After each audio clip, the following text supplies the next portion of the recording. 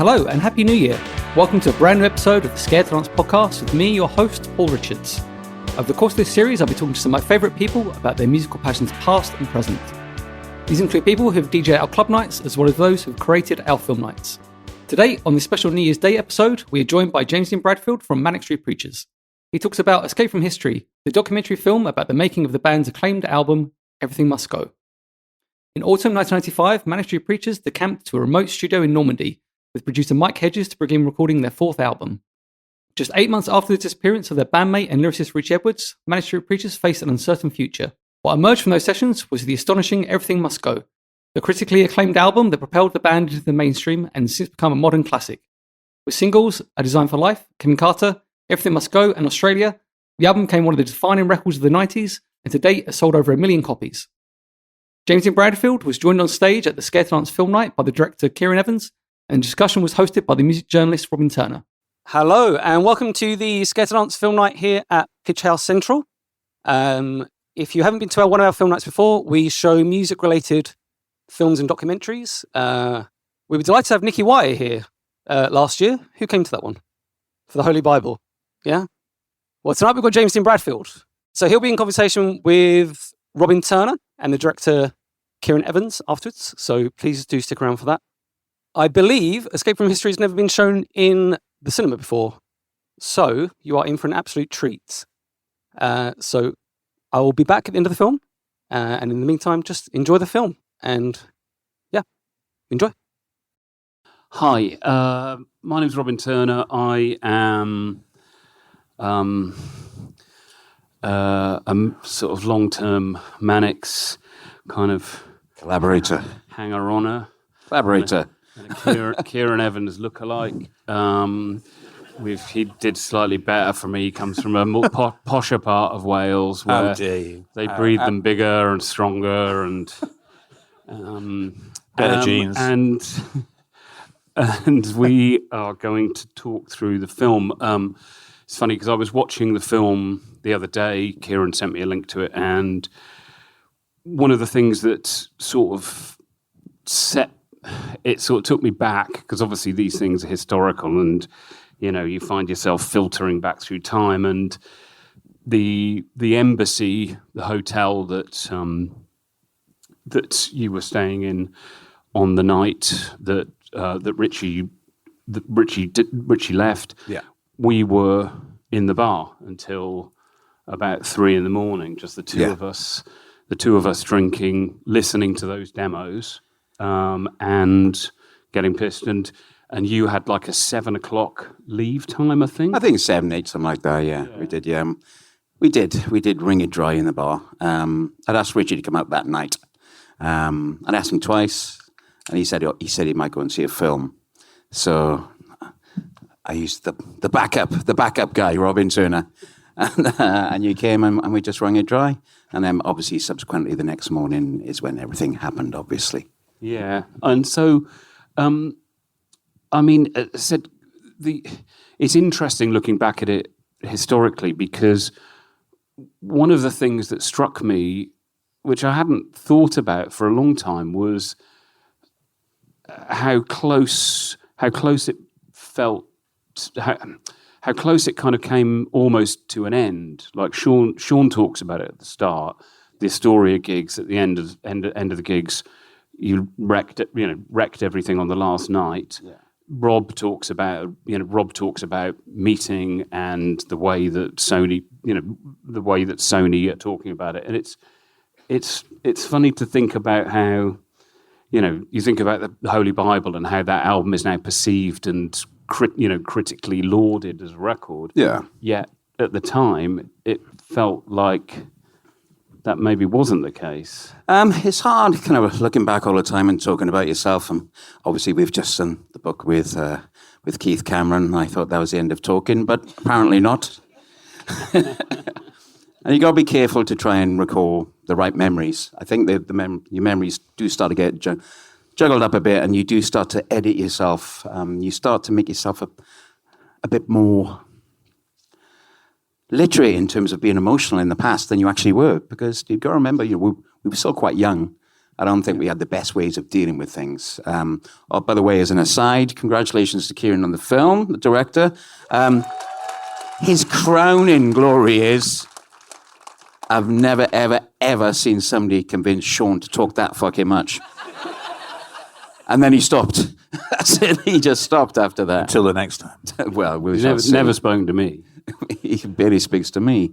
But anyway, I think, we were coming out the back. We felt like a big cult band. Even though we were on Top of the Pops, and we were doing tours, like, Leicester to Montfort Hall, medium-sized venues, as you like to joke about from that Snub TV interview.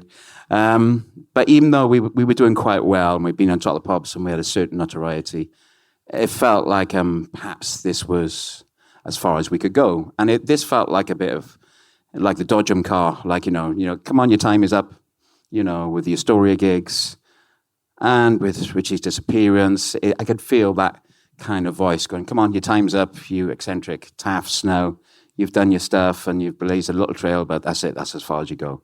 There was a little bit of a nagging voice in my head that the game was up. I think I had that emotion, but I was kind of ignoring it. Sean was quite grim. Obviously, Richey was complicated. I can't quite remember what Nick's reaction to everything was after the Astoria gigs. But I just all remember just wipe out when Richey went missing. We didn't really know what to feel.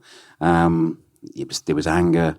We've said all this in the film, there was anger, there was confusion, and there was frustration because I felt like we were going to write our best songs.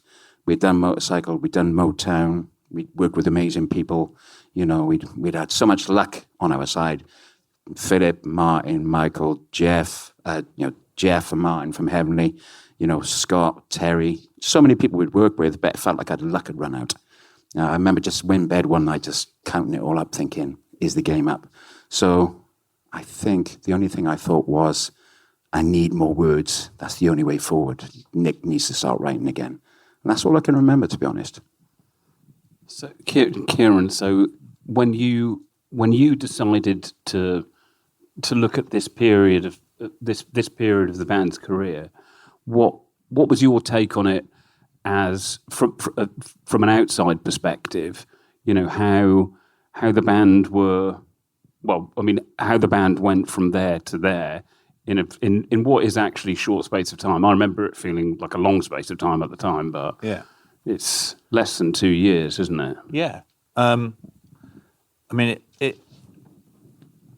So basically, in like 2015, James asked me would I go on a trek with him to Patagonia with Sean and to do a fundraiser. The shop. Sorry? The shop. The shop. Patagonia. The place, Patagonia. Patagonia. And I knew that there was going to be these anniversary tours coming up and all that kind of stuff. And Wyatt had asked me whether I'd be up for like designing the visual show and all that kind of stuff. And we were trekking around, amazing parts of Patagonia, and we were with a bunch of people who were very nice, but didn't really want to have conversations with them. So I ended up spending a lot of time just walking with Sean and talking, and we just started talking about this particular period, and Sean was very, as you could tell in the film, he was incredibly open about it, and I just kind of had it in the back of my head, I'll just store that. And then, when we were talking about the shows and all that kind of stuff, I said, this might be an opportunity to make a film about this particular period, but from a slightly different perspective, kind of like, I'd watched a couple of BBC documentaries that had covered this period before, but I always felt that when you put a band in front of a film crew with lights and all that kind of stuff, they're never going to tell you anything that you really want to dig around in. And I just felt that I think I had the confidence of the guys, and I kind of just kept on nagging a bit, really. I just basically nagged Wyatt to kind of like let me film the Holy Bible tour. I pitched him this idea of like, I'll shoot myself. And then I kind of went, and he went, well, how are you going to do everything that's go? I said, I'll shoot myself. It'll just be me, interviewing Phil, you, James, and Sean, and there will be no other cameras, so feel free to open up, and away they went, and I did it, and then I just kind of just thought, we've got a film here, we've got something that's really, really fascinating, and then I think it was Wire or James said, it's important to kind of start talking to the people who were there at the time, Terry, Martin, people like that, just to kind of because I don't think their voices had really been heard before, and it was really, I remember interviewing Martin. It was incredibly emotional. It was like, he welled up quite a few times because it was, it's a trauma that I think is held within the Manic's camp. It's something that hadn't been really explored. So, it felt. I don't want to use the word cathartic or anything like that, but it felt like it was the right time for people to talk about it because obviously, there was the anniversary tour coming up. Yeah, and that's how it came about, really. That's it, really. Me being a bit belligerent, bullying Why. I mean, I remember the most amazing thing I remember about the whole thing is I went down to Cardiff and I think Faster Studios was closing down. And I did the last couple of interviews there. And I remember James doing a demo for Distant Colours in the background. And Sean was up for it. And Why was making every excuse known to man to not do the interview and all that kind of stuff. And I stupidly went out the night before and had a curry and I spilt all my curry over my trousers. And he just found that hilarious because I had this massive dark stain in the wrong part of my body on my trouser thing. And that just kind of made him laugh. And then away we went, and that was it. So, if you ever want to interview Nicky Wire in the future, spill a curry on your front of your trousers, and you thought you might get an interesting angle on it. And on that note, I'm going to exit the building. No, Mr. Nicky Wire is coming. In the film, the recording in the House of the Woods is that's obviously a starting point for what happened. I think I remember at the time you saying that that Richey wanted it to sound like a cross between Pantera and Screamadelica. 9 Inch Nails as well. Right. Yeah. Very achievable. Yes. But what was recorded there that became, there's the pieces that ended up on the album, and I was listening to the demo of Small Black Flowers that's on there, and the fact that it sounds, the recorded version on the record sounds so similar to that demo. Yeah. And I wondered whether there was a part of keeping that purity was he'd loved that track so much, whether the purity between demo and finished. The microphone. I didn't mention Gillian and Kathy as well earlier on. Obviously when we pulled into the car park at the MC Hotel, directly from House in the Woods that evening that we've talked about already, I have said before, we pulled into the car park, which is underground. It was, very parallax view, very All the President's Men kind of car park. And just literally the Small Black Flowers finished, and he went, that's the song that I really like, which tacitly felt to me, that's the only song I like, kind of thing. And he wasn't so brutal as to say anything else, but I did read between those lines. I may be wrong, I may be right. I think he liked a bit of No Surface or Feeling because it had a tiny bit of the Pumpkins element to it, and he was a big fan of the Pumpkins. But I got that feeling that he liked something that you could see where the darkness had withered away and then he died in the song. Something pure had died, kind of thing. So I wasn't sure after that moment, and it did feel like a moment because he said it very, very directly. After that moment, I remember thinking this could be a bit of this could be one of those albums where I suppose, Wire said, in many interviews after the Bible, I let Richey run with the ball on this one. He had a vision. I remember thinking to myself, well, perhaps that's what Richey's going to say on this record, that this isn't quite my vision, but I'm still in the band, Wire was very magnanimous on the Bible of saying, Richey's written 70% of these lyrics, and this is vision, lyrically. So I thought perhaps I'll switch round now. The polarity of that will switch round to perhaps Nick writing more words. then when we came to do the master version, I think we were careful not to change it too much in terms of the structure or the words, though there's a few tweaks. But that's where Mike Hedges and Ian Grimble, so Ian Grimble was the engineer and Mike was the producer. That's where real production comes out, where it just felt so full of quality, full of crystalline clear detail. It was reserved. He got the right performance out of me. And he got Frank Sinatra's harp player. Can't believe I've forgotten her name. Fuck, sorry. She did an amazing job. It was just 2 passes, and she just did it.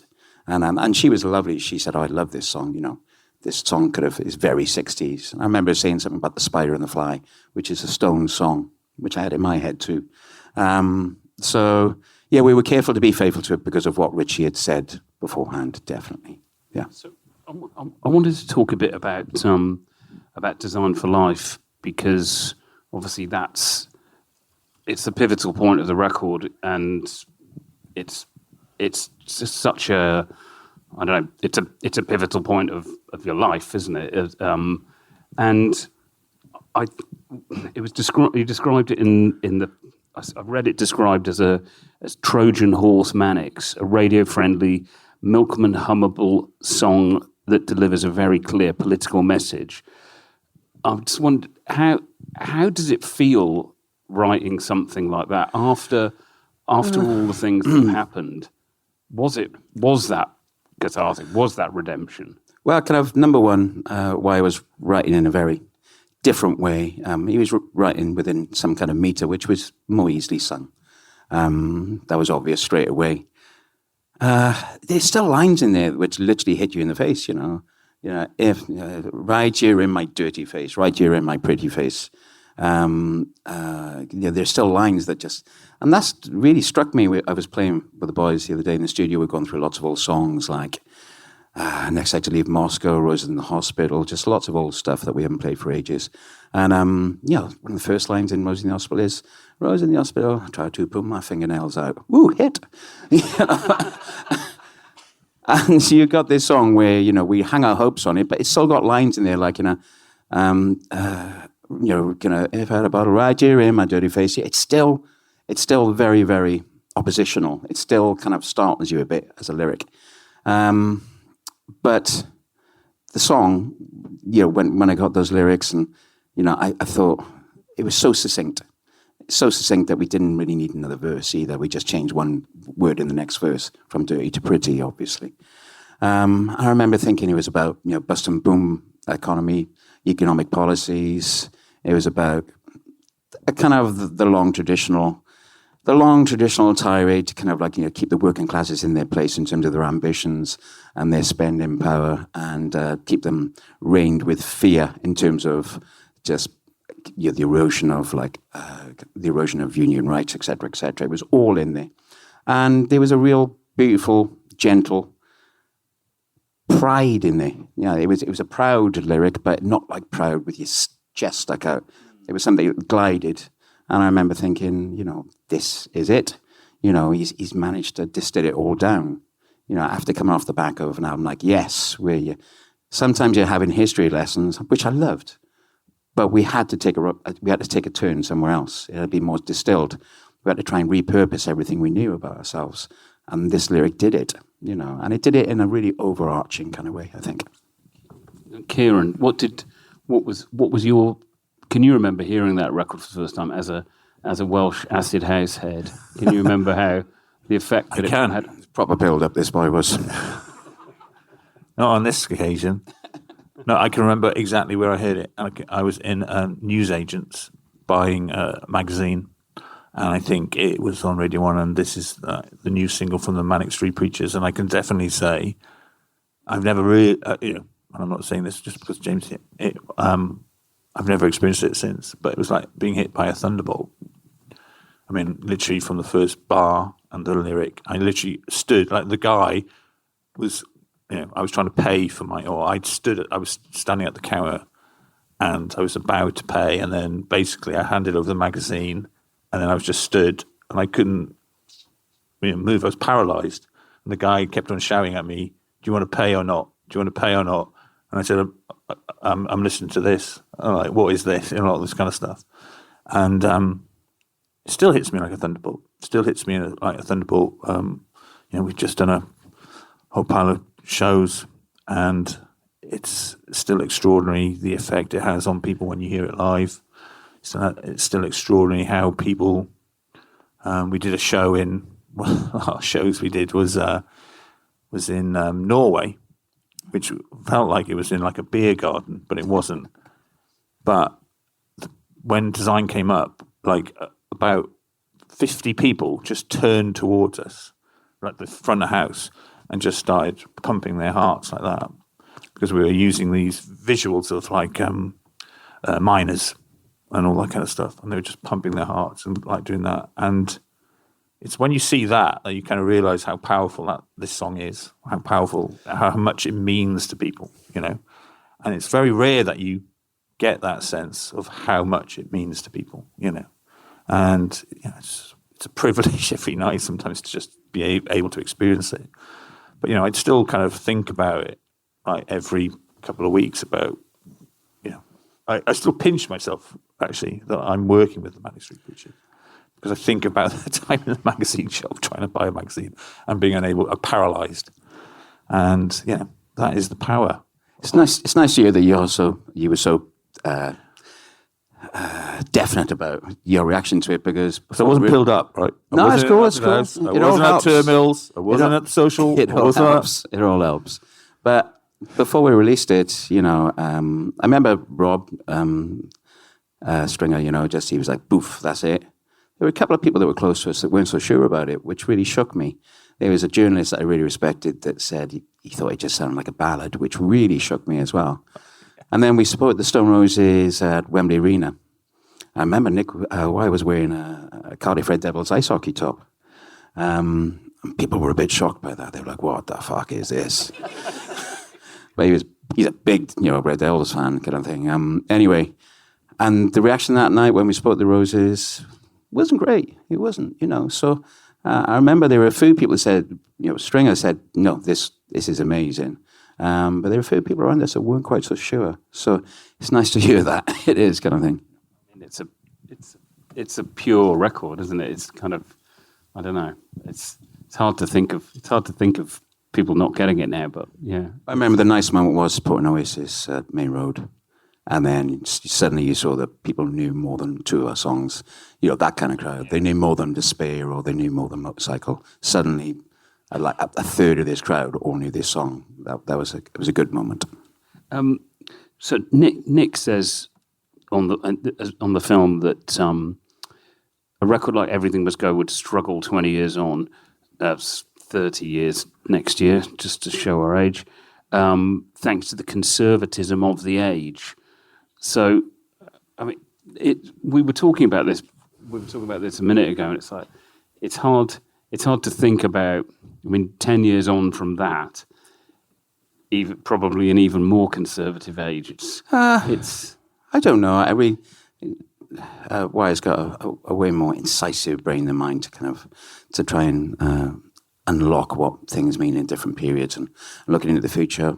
I'm not quite so sure. I think the sound of the record would sound quite jarring on the radio, because it's quite grandiose and it's quite emotionally incontinent. And it's kind of not emotionally incontinent, and that's not, but it is grand in its vision, and it does try to repel the assumption that people from working classes should be humble, or kind of like, so I don't hear that much on the radio, so I think the sound of it may jar on the radio today, but I just remember Wire's lyrics thinking, this is like a bit like Idris Davis, it's not ashamed of its own identity, it's heartfelt, but it's not too earnest. There are massive boulders of refusal in there, but it's all couched in poetry. And I remember just thinking, it's a bit like something from Gwalia Desert, Idris Davis. It's not ashamed of itself at all, and that's why I still love that lyric. Definitely, I don't know if it would had an effect now. I'm not quite sure. I haven't got the brain to figure that one out. I'd like to interject at this point. Whilst I've been doing a little bit of archive research on a secret project that we've been working on. There's a moment in Top of the Pops because you were on Top of the Pops, 4 singles on Top of the Pops. And Ian Broody introduces this Australia, and he goes, "It's the 4th track from the album Everything Must Go, and everyone's we just say everyone's a winner." And it's like, wow, kind of like. And then when you look back, it's like previous presenter was Jack D. Introducing. Then there's another guy, I think it was in Space or something like that, who's a bit off his head. Yeah. And the other guy was Chris, the boxer, what's his name? Eubank, that's it. Oh, the Eubanks. Eubank. And then you walk. I met Chris Eubanks in a bar, and I asked him to be on. We asked him to be on the cover of one of his singles. He went, "Who are you?" And turned away in a slightly lispy way. But then you kind of like look, and the thing about it is, it's like you're on the Smash Hits Awards with Out and Debt. And it's like and you're on TFI Friday, and it is like that kind of like why I said it wasn't like we've taken over the mainstream, and it feels like that sometimes, and it's quite an extraordinary. 4 single campaigns, remixes, B-sides. Yeah, exactly. Oh, wow. I mean, Stealth Sonic Orchestra, instrumental version, not available at the moment, but I've got it on a CD. Mark Farrow's design as well. Everything. It's an extraordinary piece of art. I think the music and the sleeves and everything. It just there's a kind of like a coalescing or something like that. Just something happens, and it's a beautiful thing, And it was so exciting to kind of like look back at that when I was making the film about Christ. And I remember like going to see you at the Kentish Town Forum, and Liam Gallagher just runs on stage and grabs wire and all that kind of stuff.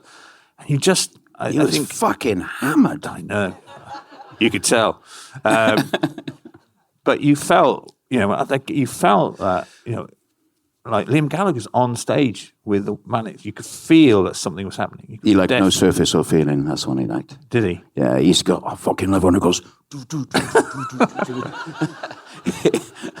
I was just like, fucking crack on. I love that. Thank you. If you ever want to make a solo record, Liam, we're the guys to talk to.